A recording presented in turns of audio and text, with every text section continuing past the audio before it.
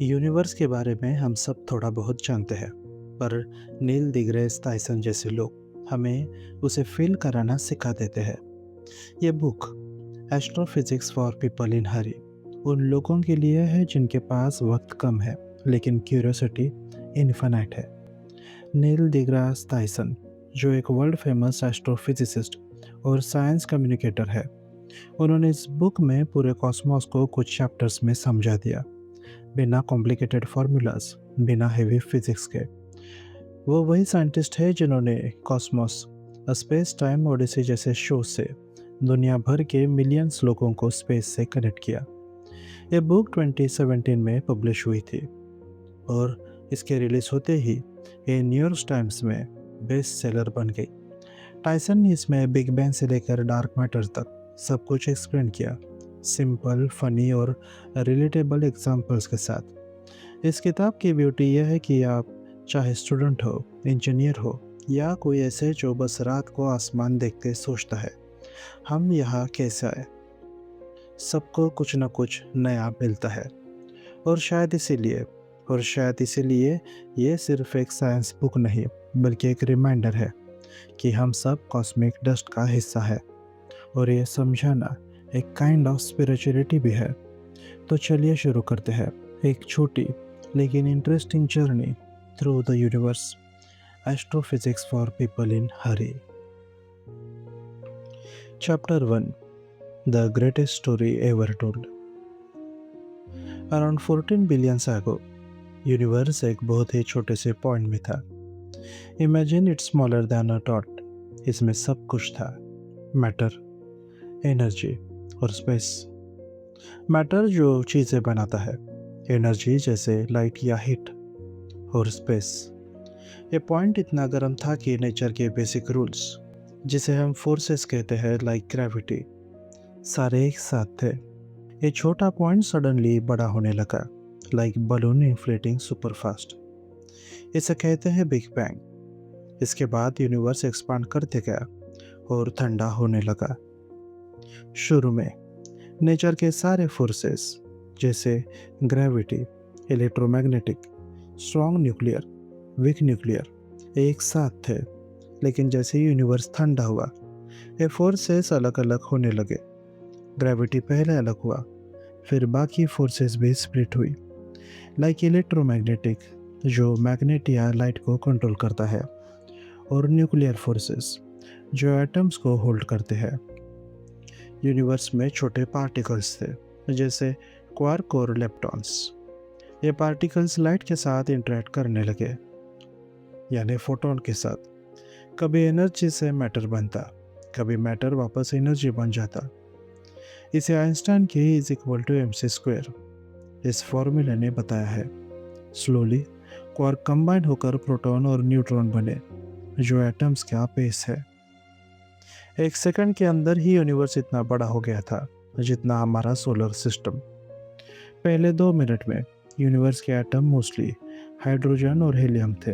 Hydrogen लगभग 90% और helium remaining 10% बने। बाद में जब यूनिवर्स और ठंडा हुआ, ये न्यूक्लियर इलेक्ट्रॉन्स के साथ कंबाइंड होकर प्रॉपर एटम्स बने। ये एटम्स आज भी हमारे यूनिवर्स का मेन बिल्डिंग ब्लॉक है। अगले बिलियन ईयर्स में मैटर एक जगह कलेक्ट हुआ और गैलेक्सीज बने, लाखों स्टार्स के ग्रुप्स।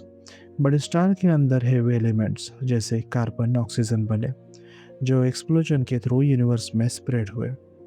ये एलिमेंट्स प्लैनेट और लाइफ के लिए ज़रूरी है। हमारा सन एक ऐसा स्टार है जो 4.5 बिलियन ईयर पहले बना, और इसके आसपास प्लैनेट्स बने, इंक्लूडिंग अर्थ। अर्थ सन से इतने परफेक्ट डिस्टेंस पर है जहाँ वाटर लिक्विड फॉर्म में रह सकता है। इससे लाइफ पॉसिबल हुई। अर्थ के ओशन में छोटे मॉलिक्यूल से लाइफ स्टार्ट हुआ, पहले सिंपल बैक्टीरिया से। इस बैक्टीरिया ने ऑक्सीजन बनाया, जिसने एटमॉस्फेयर को बदला और कॉम्प्लेक्स लाइफ जैसे एनिमल्स को इवॉल्व करने दिया। कार्बन इज सुपर इम्पोर्टेंट, क्योंकि इससे बहुत सारे मॉलिक्यूल्स बन सकते हैं जो लाइफ के लिए ज़रूरी है। लाखों सालों बाद ह्यूमंस इवॉल्व हुए, और साइंस के थ्रू हमने यूनिवर्स की स्टोरी समझना शुरू किया। हमारे बॉडी के एटम्स भी स्टार से आते हैं। हम लिटरली स्टार डस्ट है। बिग बैंग से पहले क्या था, यह अभी भी मिस्ट्री है। साइंटिस्ट के पास जवाब नहीं है, और कुछ लोग कहते हैं कि शायद ये कोई डिवाइन पावर ने शुरुआत की। लेकिन साइंस बताता है कि अभी भी हम सीख रहे हैं। हमें थोड़ा और पेशेंस रखना होगा। Chapter 2, on earth as in heavens. Newton से पहले लोग सोचते थे कि अर्थ के फिजिक्स के रूल्स अलग है और हेवंस के अलग, यानी स्काई, स्टार और प्लैनेट्स के रूल्स अलग है। उन दिनों क्रिश्चियन टीचिंग्स कहती थी कि गॉड कंट्रोल्स दी हेवंस और हम इंसान उसे समझ नहीं सकते। सर आइजैक न्यूटन ने 1600s में एक यूनिवर्सल लॉ ऑफ ग्रेविटेशन दिया। इसने बताया कि ग्रेविटी, जो चीज़ों को खींचता है, हर जगह सेम काम करता है। चाहे वो एप्पल को पेड़ से गिराना हो, मून का अर्थ के अराउंड चक्कर लगाना हो, या प्लैनेट का सन के अराउंड ऑर्बिट में घूमना हो। ये लॉ गैलेक्सी के स्टार्स तक भी अप्लाई होता है। न्यूटन के इस आइडिया ने साइंस को बदल दिया, क्योंकि उन्होंने दिखाया कि फिजिक्स के रूल्स यूनिवर्सल है। 1800s में साइंटिस्ट ने प्रिज्म का यूज़ किया और उसके ज़रिए सन की लाइट की स्टडी करने के लिए। प्रिज्म लाइट को कलर्स में तोड़ता है और इसे पता चलता है कि सन में वही केमिकल्स है जो अर्थ पे, जैसे हाइड्रोजन, ऑक्सीजन, कार्बन। ये प्रूव हुआ कि फिजिक्स के लॉ सन पे भी सेम है, चाहे वो 93 मिलियन माइल्स दूर है। सन के स्पेक्ट्रम में एक नया एलिमेंट देखा जिसका नाम रखा गया हेलियम। हेलियम शब्द ग्रीक वर्ड हेलियस से आता है, जिसका मतलब है सन। यह पहला एलिमेंट था जो पहला स्पेस में मिला, फिर अर्थ पे लैब में। इसे और कंफर्म हुआ कि फिजिक्स के रूल्स हर जगह सेम है। ये लॉज न सिर्फ सोलर सिस्टम में बल्कि डिस्टेंट स्टार्स और गैलेक्सीज में भी काम करते हैं। जब हम दूर के ऑब्जेक्ट्स के लाइट देखते हैं, वो बिलियंस ऑफ ईयर पहले के साइंस बताता है, और तब भी फिजिक्स के रूल्स सेम थे। एक constant called the fine structure constant जो एलिमेंट के फिंगरप्रिंट बनाता है, बिलियंस ऑफ ईयर से अनचेंज है। यूनिवर्स में 85% ग्रेविटी का सोर्स हमें पता है। इसे कहते हैं डार्क मैटर। साइंटिस्ट अभी भी इसकी खोज कर रहे हैं। कुछ लोग कहते हैं कि शायद न्यूटन का ग्रेविटी लॉ थोड़ा एडजस्ट करना पड़ेगा, जैसे आइंस्टाइन ने किया था विद हिज जनरल रिलेटिविटी। चाहे कोई एलियन सिविलाइजेशन हो, वो भी सेम फिजिक्स लॉ फॉलो करेगी जो हम अर्थ पे यूज करते हैं।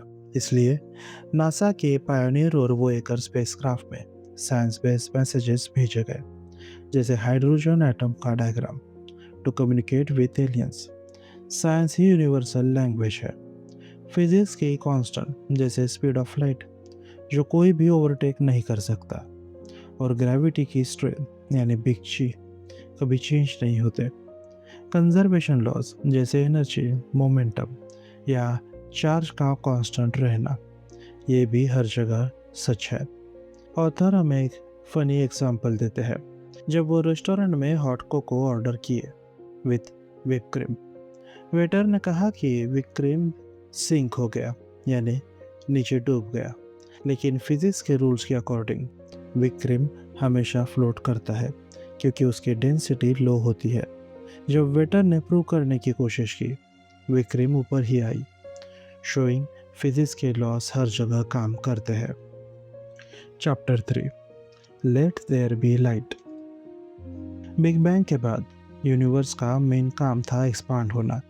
जैसे एक बलून बड़ा होता है हर पल के साथ, यूनिवर्स थोड़ा बड़ा, ठंडा और कम ब्राइट होते गया। शुरू के 3,80,000 साल तक यूनिवर्स एक फॉगी सूप जैसा था, जिसमें मैटर जैसे प्रोटॉन और इलेक्ट्रॉन्स और एनर्जी जैसे फोटॉन्स या लाइट के पार्टिकल मिक्स थे। इलेक्ट्रॉन्स फोटॉन को हर तरफ स्कैटर कर रहे थे, तो कुछ भी क्लियरली दिखाता नहीं था, जैसे जैसे डेंस फॉग में। जब यूनिवर्स का टेम्परेचर 3000 डिग्री केल्विन तक गिरा, जो सन के सरफेस से थोड़ा ठंडा है, इलेक्ट्रॉन स्लो हुए और फोटॉन्स के साथ कंबाइन होकर एटम्स बने। ऐसे फोटॉन्स फ्री हो गए और यूनिवर्स के अक्रॉस ट्रैवल करने लगे। यह मोमेंट इम्पोर्टेंट था क्योंकि तब यूनिवर्स ट्रांसपेरेंट हुआ और अब लाइट फ्रीली मूव कर सकता था। ये फ्री फोटॉन्स, जो पहले विजिबल लाइट थे, यूनिवर्स के एक्सपांड होने से एनर्जी लूज करते गए और अब माइक्रोवेव बन गए। इनका टेम्परेचर अब 2.7 डिग्री केल्विन है और इसे हम कॉस्मिक माइक्रोवेव बैकग्राउंड कहते हैं, CMB। ये एक तरह का टाइम कैप्सूल है जो अर्ली यूनिवर्स के स्नैपशॉट देता है। अगर 50 बिलियन साल में ये शायद रेडियो वेव्स बन जाए। 1940s में साइंटिस्ट जॉर्ज केमो और उनके कलीग्स ने प्रेडिक्ट किया था कि CMB होने चाहिए और रैल्फ आल्फर और रॉबर्ट हरमन ने कैलकुलेट किया कि उसका टेम्परेचर लगभग 5 डिग्री केल्विन होगा। ये थोड़ा गलत था, लेकिन एक्चुअल 2.7 डिग्री के करीब था। एक बड़ा अचीवमेंट 1964 में एर्नो बेंजियास और रॉबर्ट विल्सन ने बेल लैब्स में एक एंटेना से CMB एक्सीडेंटली डिस्कवर किया जब वो कम्युनिकेशन के लिए नॉइज चेक कर रहे थे। उन्हें पता नहीं था कि ये CMB है, लेकिन प्रिंसटन के साइंटिस्ट ने कंफर्म किया। इस डिस्कवरी ने बेंजियास और विल्सन को नोबेल प्राइज दिया।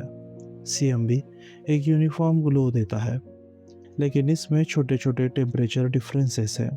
कुछ स्पॉट थोड़ी गर्म, कुछ थोड़ी ठंडी। ये डिफरेंसेस बताते हैं कि अर्ली यूनिवर्स में मैटर कैसे क्लम्प हुआ, जो बाद में गैलेक्सीज और सुपर क्लस्टर बना। CMB से हमें पता चलता है कि यूनिवर्स में कितना ऑर्डिनरी मैटर, जो हम है, डार्क मैटर जो ग्रेविटी देता है लेकिन लाइट से इंटरेक्ट नहीं करता, और डार्क एनर्जी जो यूनिवर्स को फास्टर एक्सपांड करता है। तो ऑर्डिनरी मैटर, डार्क मैटर और डार्क एनर्जी है। पहले कॉस्मोलॉजी में डाटा कम था, तो बहुत से आइडियाज सिर्फ केसेस थे। CMB की डिस्कवरी और उसके डिटेल मैप्स, जैसे जॉन मैथर और जॉर्ज स्मूथ के काम से, जिन्हें 2006 में नोबेल मिला, उन्होंने कॉस्मोलॉजी को एक प्रिसाइज साइंस बना दिया। अब हम CMB के पैटर्न स्टडी करके अर्ली यूनिवर्स के सीक्रेट जान सकते हैं, जैसे ग्रेविटी कितनी स्ट्रांग थी और मैटर कैसे फॉर्म हुआ। CMB से हमें यूनिवर्स के कॉम्पोजिशन का पता चला। 27% डार्क मैटर और 68% dark energy.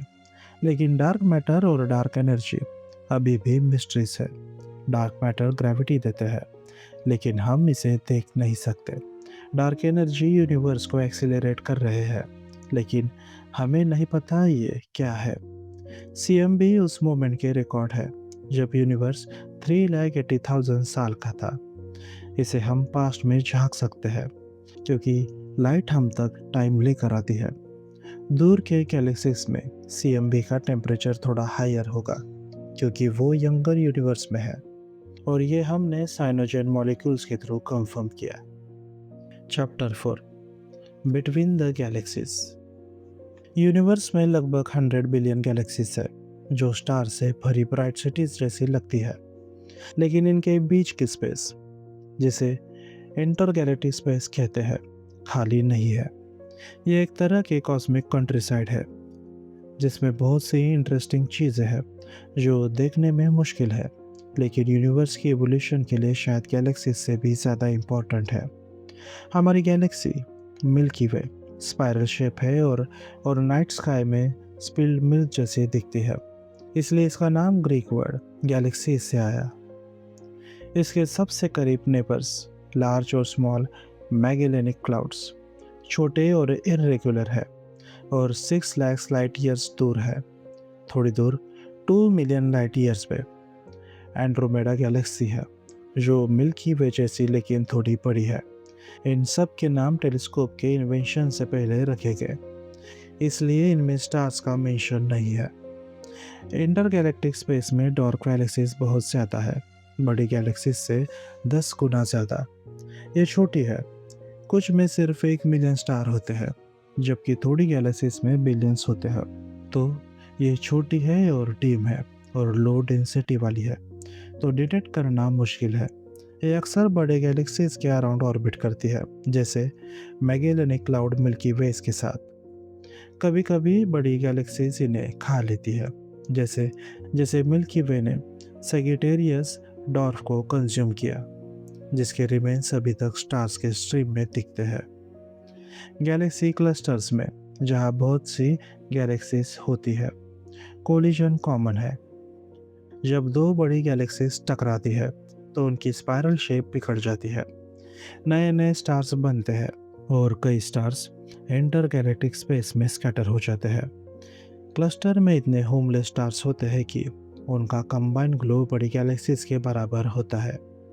Inter galactic space में कुछ स्टार्स अकेले एक्सप्लोड होते हैं, जिसे हम सुपरनोवा कहते हैं, जो बिलियन टाइम्स ब्राइटर हो जाते हैं। ये शायद बताते हैं कि वहाँ अनडिटेक्टेड स्टार्स की पॉपुलेशन है। ये सुपरनोवास गैलेक्सी से दूर होते हैं, जो इंटरगैलेक्टिक स्पेस की रिचनेस को दिखाता है। गैलेक्सी क्लस्टर में मिलियन डिग्री हॉट गैस होते हैं, जो एक्सरे से एमिट करता है। ये गैस इतना ज़्यादा है कि इसका मास क्लस्टर्स के सारी गैलेक्सी से 10 गुना तक हो सकता है। और फिर डार्क मैटर है, जो इससे भी 10 गुना ज़्यादा मास रखता है।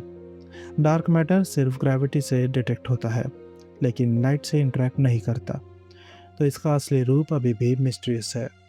जब हम दूर के यूनिवर्स को देखते हैं तो हम पास्ट में देखते हैं, क्योंकि लाइट को टाइम लगता है हम तक आने में।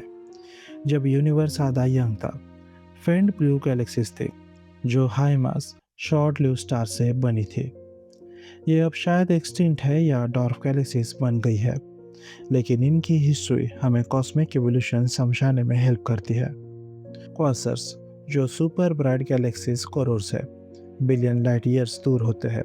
इनके लाइट के स्पेक्ट्रम में हाइड्रोजन क्लाउड्स के साइंस दिखाते हैं, जो इंटरगैलेक्टिक स्पेस में एवरीवेयर है।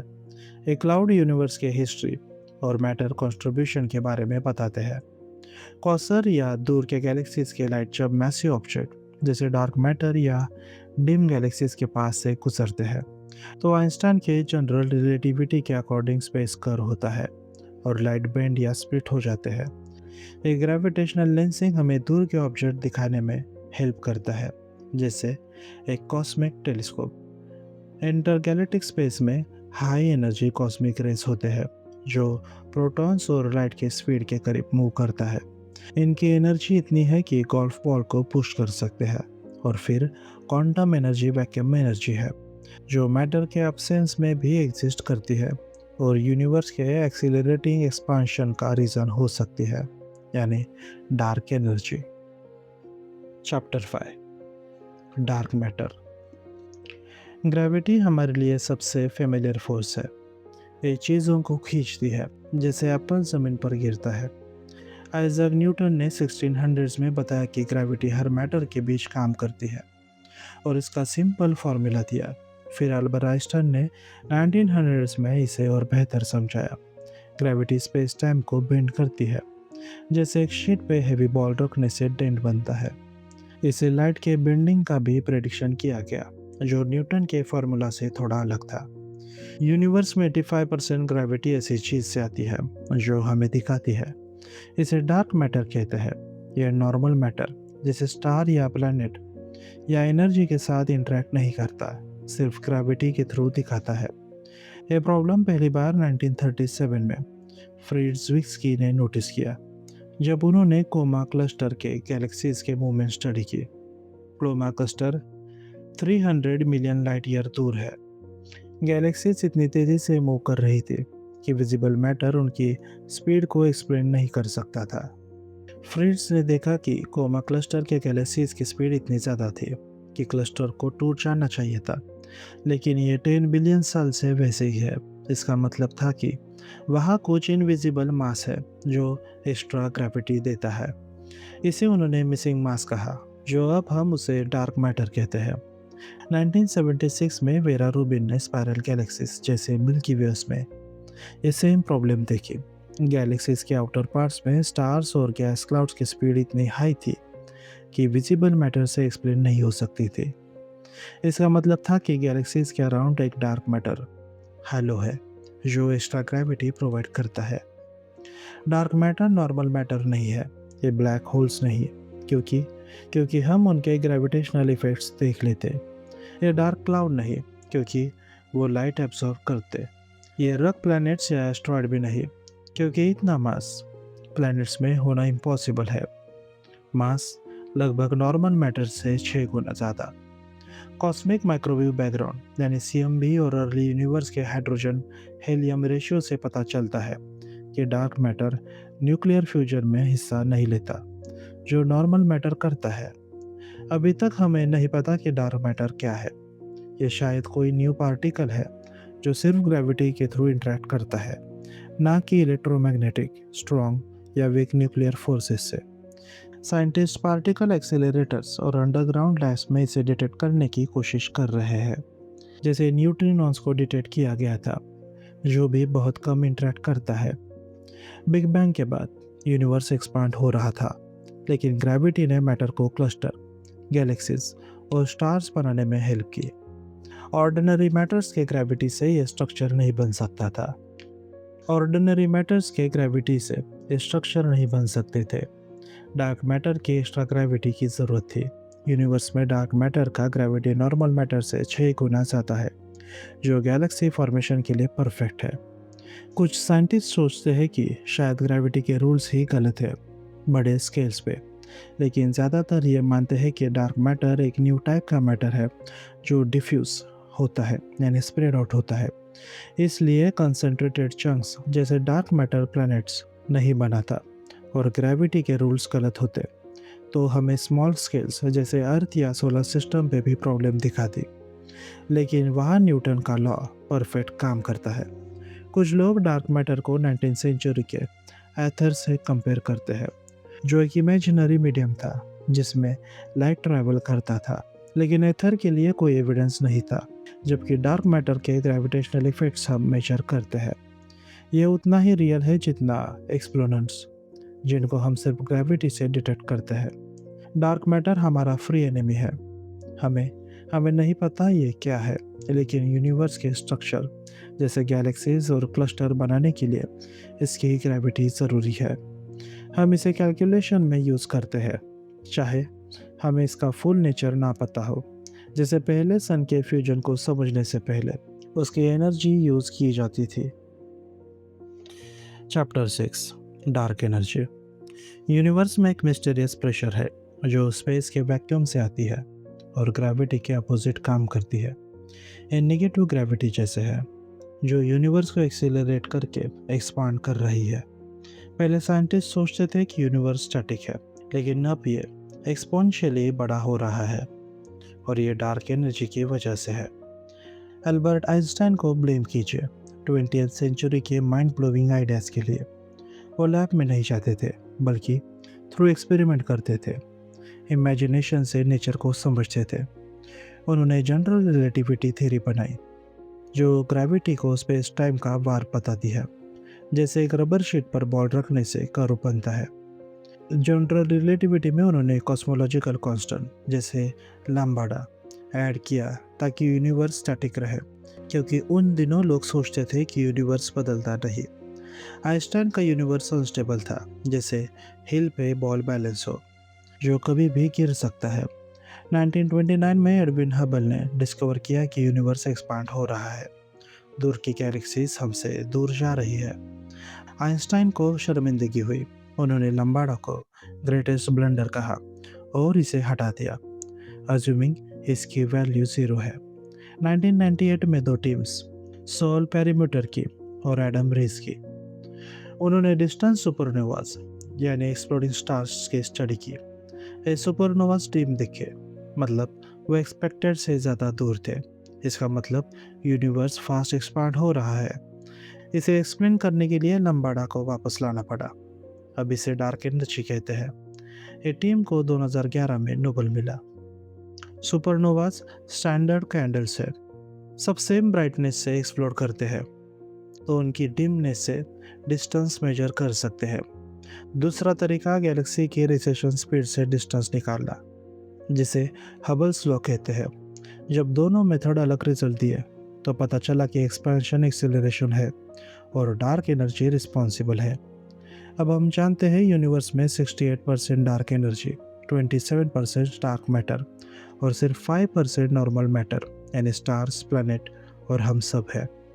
ओमेगा एक मेजर है जो बताता है कि यूनिवर्स का shape minus omega is equal to 1, मतलब फ्लैट यूनिवर्स जो एक्सपांड करता रहेगा लेकिन स्लोली। डार्क एनर्जी ने थियोरिस्ट और ऑब्जर्वर्स के बीच डिफरेंसेस सॉल्व किया, क्योंकि ये क्रिटिकल डेंसिटी को मैच करता है।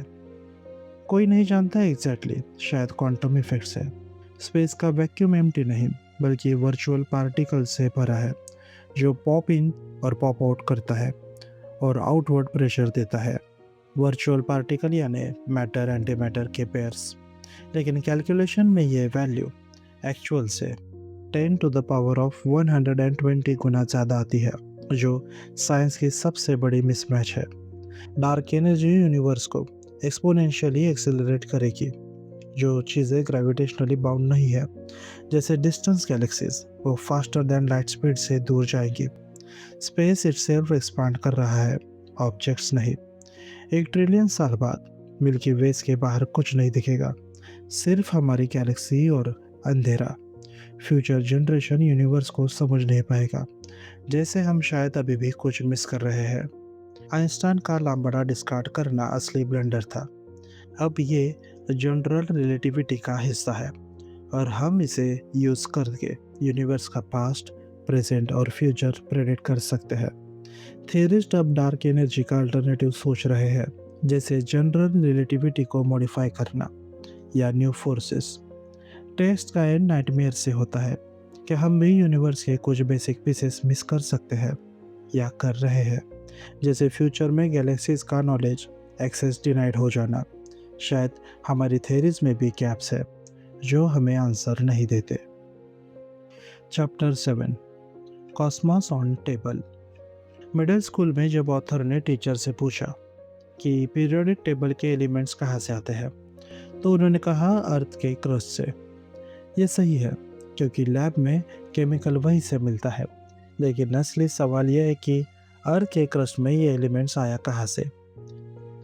इसके लिए यूनिवर्स के ओरिजिन की इवोल्यूशन समझना पड़ता है, बिग बैंग से लेकर स्टार्स के एक्सप्लोजन तक। यूनिवर्स के शुरुआत में बिग बैंग ने सिर्फ 3 एलिमेंट्स बनाए। हाइड्रोजन सबसे सिंपल, एक प्रोटॉन, हेलियम 2 प्रोटॉन्स और लिथियम 3 प्रोटॉन्स। बाकी सारे एलिमेंट्स लाइक कार्बन, ऑक्सीजन और आयंस स्टार के अंदर या उनके एक्सप्लोजन सुपरनोवाज में बने। ये एलिमेंट्स प्लैनेट्स और हम जैसे लोगों तक पहुँचे। पीरियोडिक टेबल एक साइंटिफिक मास्टरपीस है जो सारे एलिमेंट्स को ऑर्गेनाइज करता है। ये न सिर्फ केमिस्ट्री के लिए है, बल्कि यूनिवर्स के केमिकल बिहेवियर को समझाने के लिए भी है। इसका कॉस्मिक कनेक्शन है, एलिमेंट स्टार से आए हैं, और ये साइंस के ग्लोबल एडवेंचर का सिंबल है कि एलिमेंट्स और उनके कॉस्मिक रोल्स। हाइड्रोजन सबसे ज़्यादा अबेंडेंट एलिमेंट, 90% एटम्स यूनिवर्स में बिग बैंग में बना। सन के कोर में हाइड्रोजन फ्यूज होकर हीलियम बनता है, जिसे एनर्जी मिलती है। जुपिटर में इतना प्रेशर है कि हाइड्रोजन मेटल जैसे बिहेव करता है, creating a strong magnetic field. Helium दूसरा सबसे अबेंडेंट एलिमेंट, 10% ऑफ एटम्स। ये भी बिग बैंग में बना, और स्टार्स भी इससे बनते हैं।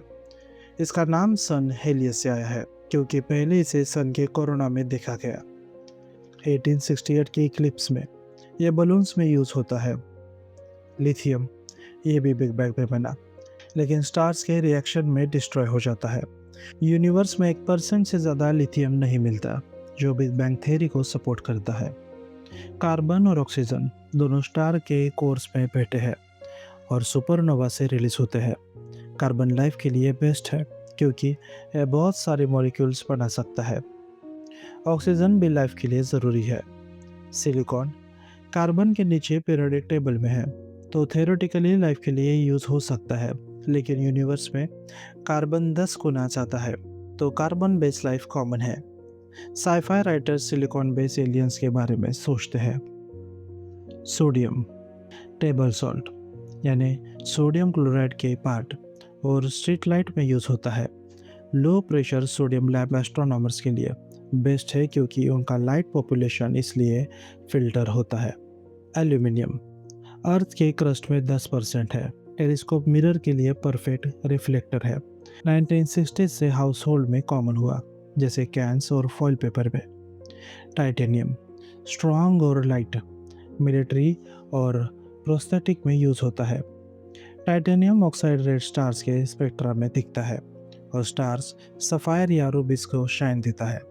टेलीस्कोप डोम्स के वाइट पेंट में भी ये हीट रिफ्लेक्शन के लिए है। आयन स्टार्स के कोर में लास्ट एलिमेंट बनता है। 26 फोटॉन्स के साथ। आयन बनने के बाद स्टार्स एनर्जी नहीं बना सकता, तो कोलैप्स होता है और सुपरनोवा एक्सप्लोजन होता है, जो एलिमेंट्स को यूनिवर्स में स्प्रेड करता है। गैलियम, लो मेल्टिंग पॉइंट वाला मेटल, हाथ में ही मेल्ट हो जाता है। न्यूट्रिनो डिटेक्शन के लिए गैलियम क्लोराइड यूज होता है, सन से न्यूट्रियंस डिटेक्ट करने के लिए। टेक्नेटियम, रेडियो एक्टिव एलिमेंट, अर्थ पे नेचुरली नहीं मिलता, सिर्फ लैब्स में बनता है। रेड स्टार्स के एटमॉस्फेयर में मिलता है, जो मिस्ट्री है क्योंकि इसका half life 2 million year stars के एजेस से बहुत कम है। इरिडियम, बहुत डेंस मेटल, अर्थ पे रेयर है लेकिन एस्टेरॉइड्स में कॉमन। 65 मिलियन साल पहले एक इरिडियम रिच एस्ट्रॉइड अर्थ से टकराया, जिससे डायनासोर्स एक्सटिंक्ट हुए। कैलेस्टिकल नेम्स के एलिमेंट्स, कई एलिमेंट्स के नाम सोलर सिस्टम के ऑब्जेक्ट से आए। फॉस्फोरस, वीनस यानी मॉर्निंग स्टार से, ग्रीक लाइट बेयरिंग। सेलेनियम, जो मून जैसे सेलेना से, क्योंकि ये टेलेरियम जो अर्थ के साथ मिलता है। सीरियम और पैलेडियम, एस्ट्रॉइड सीरीज और पैलस से, जो पहले प्लैनेट समझे गए। मर्क्यूरी, प्लैनेट मर्क्यूरी और रोमन गॉड के नाम पे। थोरियम, थॉर, जुपिटर इक्विवेलेंट से, जो लाइटिंग से लिंक है। Uranium, Neptune, plutonium, planet Uranus, Neptune और प्लूटो से, ये रेडियो एक्टिव है और बॉम्ब या स्पेसक्राफ्ट पावर में यूज होते हैं। आइंस्टाइनियम, हाइड्रोजन बॉम्ब टेस्ट में मिला, आइंस्टाइन के ऑनर में नाम रखा गया। फोटॉन्स और एस्ट्रॉइड के ट्विस्ट, सीरिस, पालास और प्लूटो पहले प्लैनेट समझे गए, लेकिन बाद में पता चला ये एस्ट्रॉइड जैसे सेरेल और पैलस या कुपियर बेल्ट ऑब्जेक्ट यानी प्लूटो है। फिर भी इनके नाम एलिमेंट्स में बने रहे। ऑथर कहते हैं कि केमिकल से डरने की जरूरत नहीं है, हम स्टार्स और सब कुछ केमिकल से बने हैं, ये यूनिवर्स का पार्ट है और पीरियोडिक टेबल उनकी कॉस्मिक स्टोरी बताते हैं। Chapter 8, on being round. Universe में ज़्यादातर चीज़ें राउंड है, स्फेरिकल होती है, जैसे सोप बबल से लेकर पूरा ऑब्जर्वेबल यूनिवर्स। ये नेचुरल है क्योंकि फिजिक्स लॉस जैसे सरफेस टेंशन और ग्रेविटी ऑब्जेक्ट को स्फेरिकल बनाने की कोशिश करते हैं। स्पेस का सरफेस सबसे कम होता है फॉर गिवन वॉल्यूम, जो उन्हें इफिशिएंट और स्ट्रॉन्ग बनाता है। छोटे ऑब्जेक्ट्स जैसे सोप बबल्स या मोल्टन मेटल के ड्रॉप्स, सरफेस टेंशन लिक्विड को हर डायरेक्शन में स्क्वीज करता है, जैसे वो स्मॉलेस्ट पॉसिबल सरफेस एरिया बनाते हैं और यह शेप स्पेस होता है। स्पेस में वेटलेस कंडीशन में मॉल्टन मेटल के ड्रॉप्स परफेक्ट स्पेयर्स बन जाते हैं क्योंकि सरफेस टेंशन काम करती है। बड़े कॉस्मिक ऑब्जेक्ट्स जैसे स्टार्स और प्लैनेट ग्रेविटी से स्फेरिकल बनते हैं। ग्रेविटी हर तरफ से मैटर को खींचती है, जिससे ऑब्जेक्ट राउंड हो जाता है। अर्थ भी एक ऑलमोस्ट परफेक्ट स्फेयर है क्योंकि उसके माउंटेन और वैलीज, जिनमें 12 माइल्स का डिफरेंस है, अर्थ के 8000 माइल्स डायमीटर के सामने नेग्लिजिबल है। स्पेस से देखो तो अर्थ बिल्कुल राउंड दिखता है। कभी कभी ऑब्जेक्ट स्फेरिकल नहीं होते। अर्थ के माउंटेन ग्रेविटी के अगेंस्ट बनते हैं क्योंकि रॉक्स और केमिकल बॉन्ड स्ट्रॉन्ग होते हैं, लेकिन बड़े स्केल पे ये छोटे हैं। फास्ट रोटेशन से भी ऑब्जेक्ट फ्लैटन हो जाते हैं। अर्थ का pole to pole diameter equator से थोड़ा छोटा है, 0.3% लेस, क्योंकि वो रोटेट करता है। सैटर्न जो 10.5 आवर्स में एक दिन कंप्लीट करता है, 10% फ्लैटन है। ऑब्लेट स्फेरॉइड जो एमेच्योर टेलीस्कोप से भी दिखता है, लो ग्रेविटी। मार्स के मून्स फोबोस और डिम्यूस पोटैटो शेप्स के हैं क्योंकि उनकी ग्रेविटी इतना कम है कि रॉक्स अपना शेप होल्ड कर लेते हैं।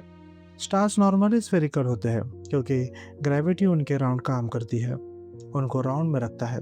लेकिन अगर एक स्टार दूसरे मैसिव ऑब्जेक्ट जैसे ब्लैक होल के बहुत पास हो तो उसका मटेरियल रोचे लोब के बाहर जाता है और शेप डिसॉर्ट हो जाता है, जैसे एक इलोंगेटेड हर्शेस किस। ये बाइनरी स्टार सिस्टम में होता है जहाँ गैस एक स्टार से दूसरे तक जाता है। मिल्की वे एक फ्लैट डिस्क है, जैसे एक टॉर्टिला। यह पहले स्फेरिकल गैस क्लाउड था लेकिन रोटेशन से फ्लैटन हो गया, जैसे फिगर स्कैटर्स आम अंदर खींचकर तेज स्पिन करता है। इसके स्टार्स अब डिस्क में ऑर्बिट करते हैं, लेकिन कोमा क्लस्टर जैसे गैलेक्सी क्लस्टर स्फेरिकल है क्योंकि ये ग्रेविटेशनली रिलैक्स है। इसका मतलब उसने अपना फाइनल शेप ले लिया है। ये डार्क मैटर डिटेक्ट करने में हेल्प करता है क्योंकि रिलैक्स सिस्टम का मास इजीली कैलकुलेट होता है। पूरा ऑब्जर्वेबल यूनिवर्स एक स्फेयर है। एडविन हबल ने 1929 में दिखाया कि गैलेक्सीज हमसे दूर जा रहा है और दूर वाली गैलेक्सीज तेज भागती है। एक डिस्टेंस पे गैलेक्सीज लाइट की स्पीड से रिसीड करती है, जहां उनका लाइट हम तक एनर्जी लूज करके नहीं आता। स्फेरिकल एज हमारा ऑब्जर्वेबल यूनिवर्स डिफाइन करता है, उसके आगे देख नहीं सकते।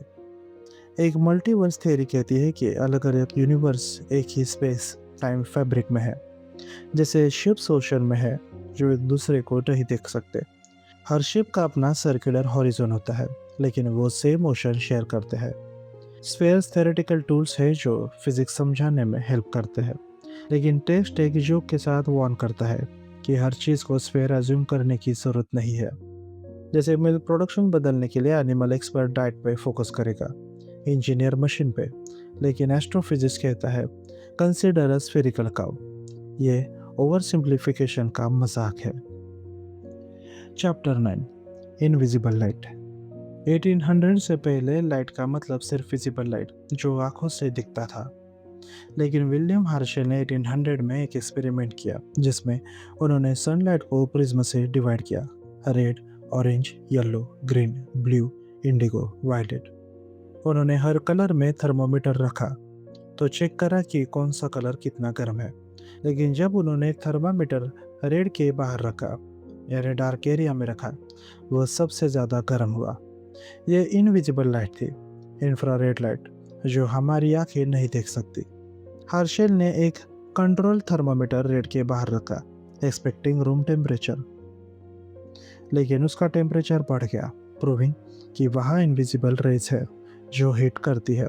इससे इंफ्रारेड लाइट का पता चला, जो रोड से नीचे होती है।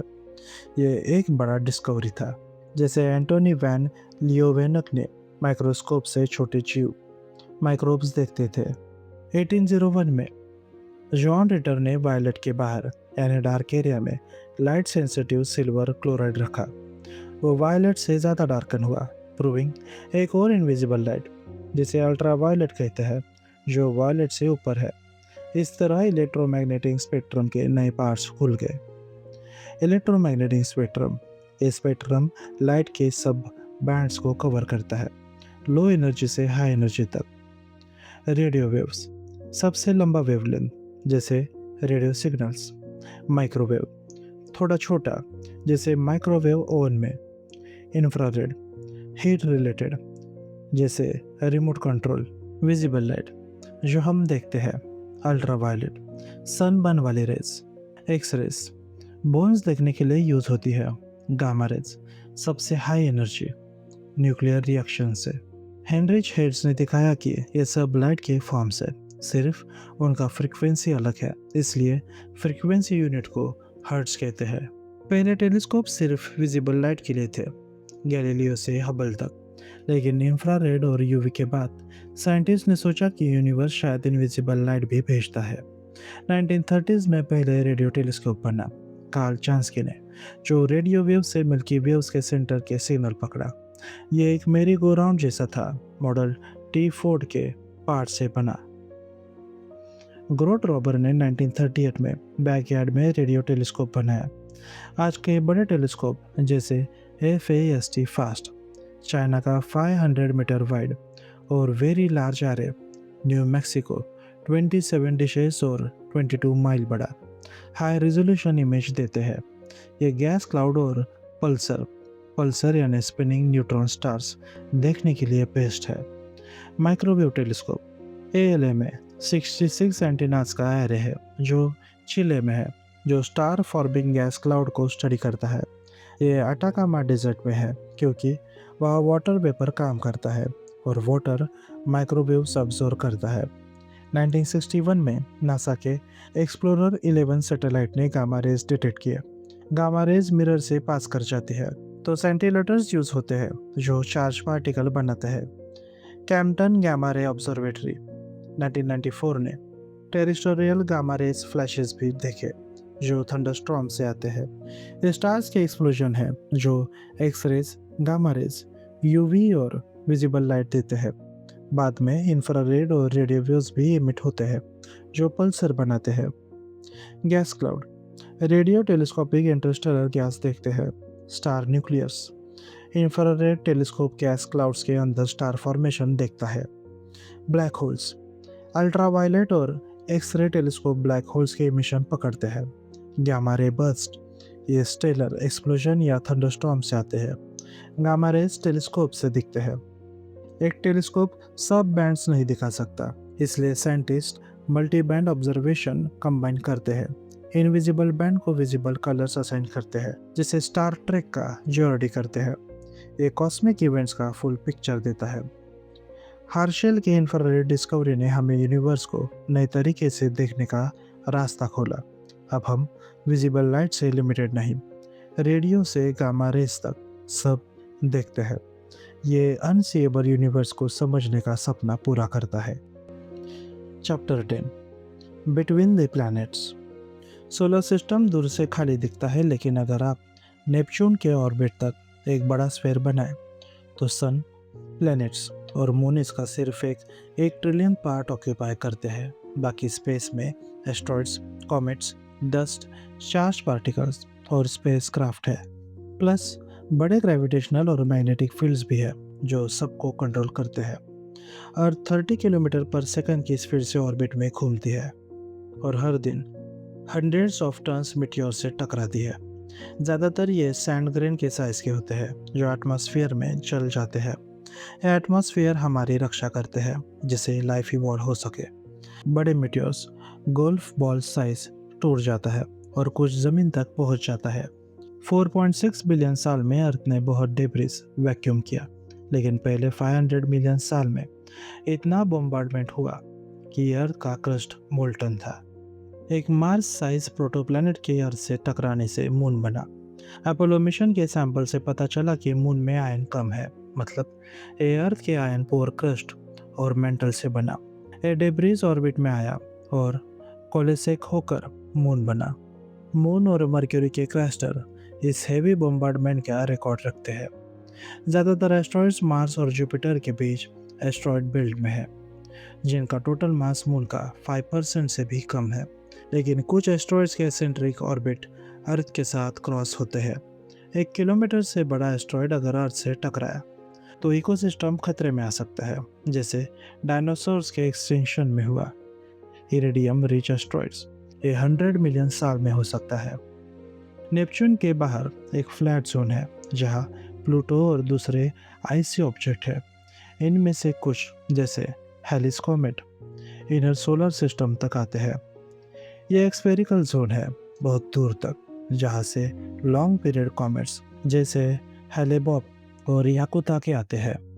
ये किसी भी डायरेक्शन से इनर सोलर सिस्टम में आ सकते हैं। जुपिटर का मैग्नेटिक फील्ड इतना बड़ा है कि अगर हम उसे देख सके तो ये फुल मून से 10 गुना बड़ा दिखता। स्पेसक्राफ्ट को इसके लिए स्पेशली डिज़ाइन होना पड़ता है क्योंकि मैग्नेटिक फील्ड में करंट इंड्यूस होते हैं। जुपिटर का ग्रेविटी कॉमेट्स को अर्थ से दूर रखता है, जैसे एक बड़ा भाई हमारी रक्षा करता है। इसके बिना कॉम्प्लेक्स लाइफ इवॉल्व करना मुश्किल होता। सन का साइज 1/400 है और डिस्टेंस भी 1/400 है, इसलिए स्काई में दोनों एक साइज के दिखते हैं, जो टोटल सोलर इक्लिप्स को स्पेशल बनाता है। मून टाइटली लॉक है, इसलिए हमें सिर्फ एक साइड दिखती है।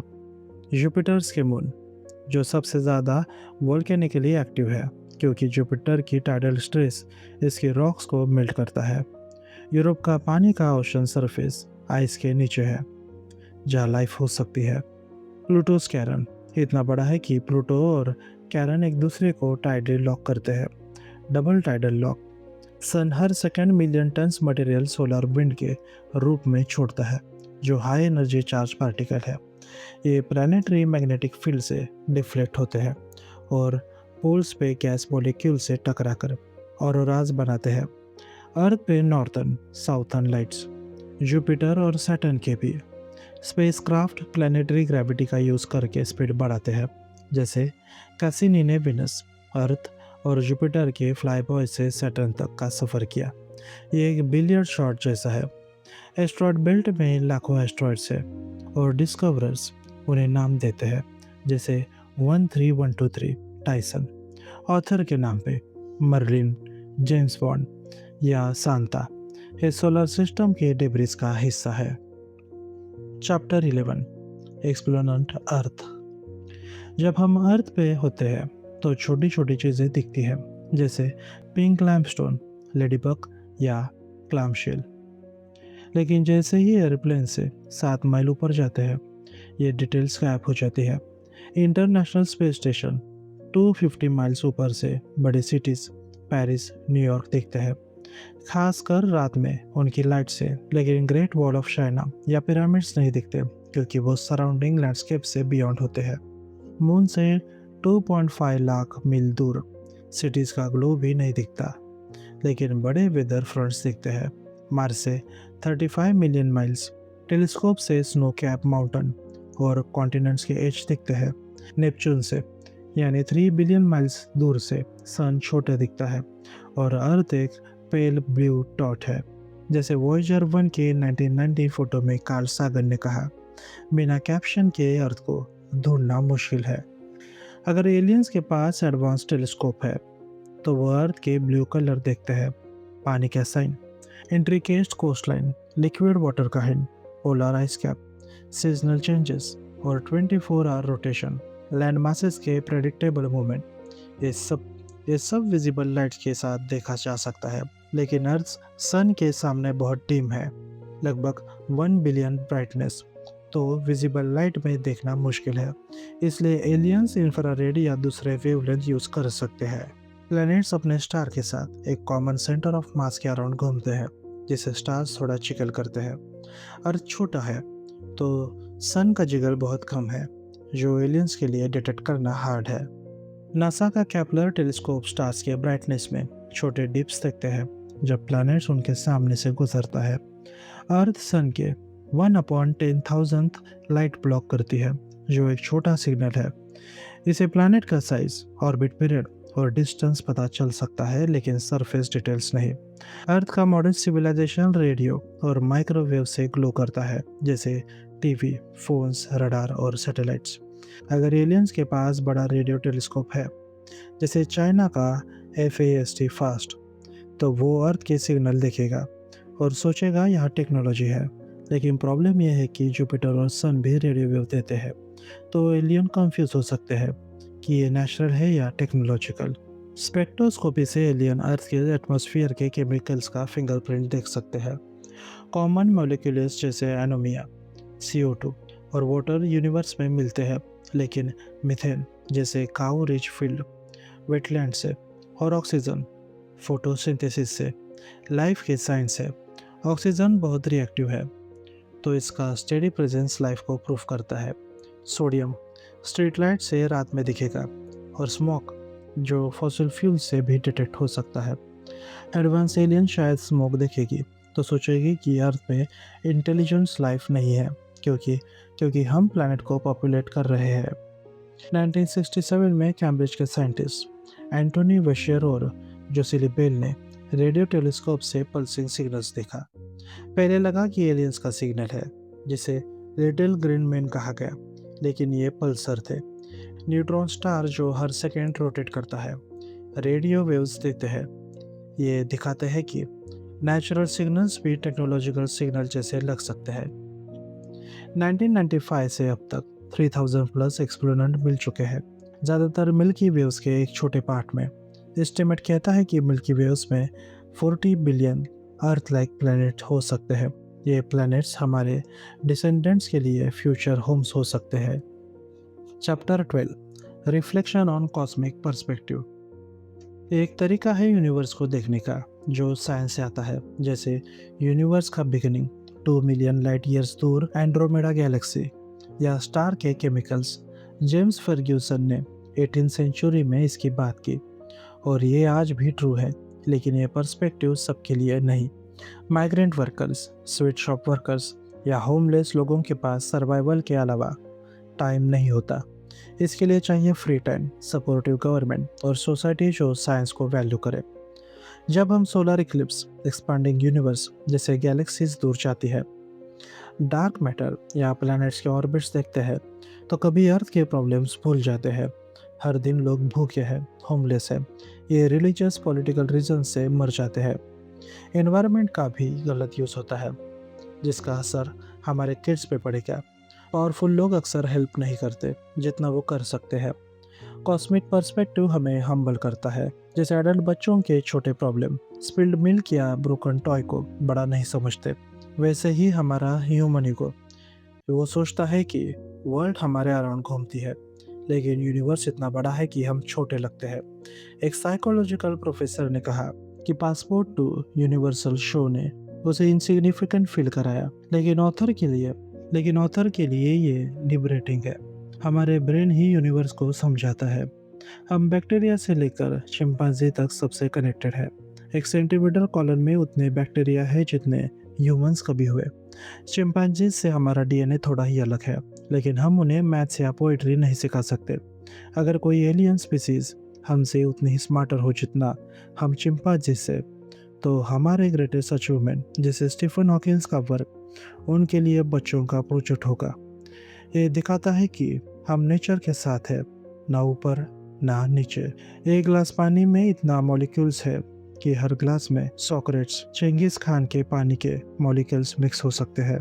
एक सांस में इतने एयर मॉलिक्यूल्स है कि नेपोलियन, बीथोवन के सांस के मॉलिक्यूल्स हम तक आते हैं। यूनिवर्स में स्टार्स की संख्या सैंड ग्रेन्स अर्थ के सेकंड्स या ह्यूमन वर्ड से ज़्यादा है। हमारे बॉडी के elements hydrogen, oxygen, carbon, nitrogen star के एक्सप्लोजन में बने। हम यूनिवर्स के पार्ट है और यूनिवर्स हम में है। शायद हम अर्थ से नहीं, मार्स से आए। एस्ट्रॉयड इम्पैक्ट से रॉक स्पेस में जा सकते हैं और एक्सट्रीमोफाइल्स माइक्रोब सर्वाइव कर सकते हैं। मार्स पहले वेट और फर्टाइल था, तो लाइफ वहाँ शुरू होकर अर्थ पे आ सकता है। हम यूनिवर्स के सेंटर नहीं है। पहले लोग सोचते थे कि अर्थ यूनिक है, फिर सन, फिर मिल्की वे, लेकिन अब हम जानते हैं कि बिलियन गैलेक्सीज है। मल्टीवर्स थ्योरी कहती है कि शायद एक यूनिवर्स भी नहीं है। ये यूनिवर्स के लॉज और ब्यूटी को सेलिब्रेट करता है, बिना किसी रिलीजियस डोगमा के। ये छोटा एटम से लेकर बड़े गैलेक्सीज तक सबके साथ दिखता है। ये न्यू आइडियाज एक्सेप्ट करता है, लेकिन हर बात पे ब्लाइंडली बिलीव नहीं करता। यूनिवर्स लाइफ के लिए नहीं बना, बल्कि हार्श है जो हमें एक दूसरे की वैल्यू सिखाता है। अर्थ एक छोटा प्लेनेट है, लेकिन हमारा घर है। स्पेस में फ्लैग नहीं लहराएगा क्योंकि वहाँ एयर नहीं। ये दिखाता है कि नेशनलिज्म शायद स्पेस के साथ फिट नहीं होता। कॉस्मिक पर्सपेक्टिव हमें क्यूरियोसिटी देता है। अगर हम एक्सप्लोर नहीं करेंगे, तो जैसे एक फार्मर अपने 40 एकड़ से बाहर नहीं जाता, वैसे हम केव ड्वेलर्स बन जाएंगे। एक्सप्लोरेशन फन है और ये ह्यूमैनिटी को रिग्रेस होने से बचाता है, ताकि हम नफरत, लड़ाई या प्रेजुडाइज में ना डूब जाए। टेक अवे, कॉस्मिक पर्सपेक्टिव हमें यूनिवर्स में अपनी छोटी लेकिन प्रीशियस जगह दिखाता है। ये हमें हम्बल करता है, नेचर और यूनिवर्स को कनेक्ट करता है, और अर्थ के प्रॉब्लम्स, हंगर, वायलेंस और पोल्यूशन को छोटा दिखाता है। हम स्टार्स के एलिमेंट से बने हैं, शायद मार्शियंस के डिसेंडेंट्स हैं और मल्टीवर्स का पार्ट हो सकते हैं। ये पर्सपेक्टिव सबके लिए है, हम्बल, स्पिरिचुअल और क्यूरियस, और हमें एक्सप्लोरेशन कंटिन्यूस करने के लिए इंस्पायर करता है, ताकि हम एनलाइटन रहे और अर्थ को बेहतर बनाएं।